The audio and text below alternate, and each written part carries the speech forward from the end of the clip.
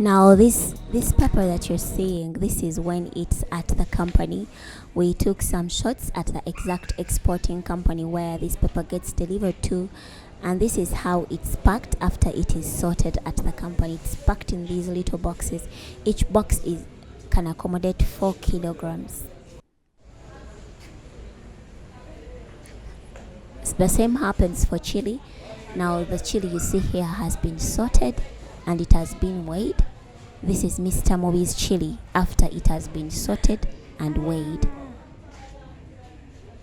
So this pepper here in these boxes is waiting to be taken to the airport to be exported. This is how it is transported.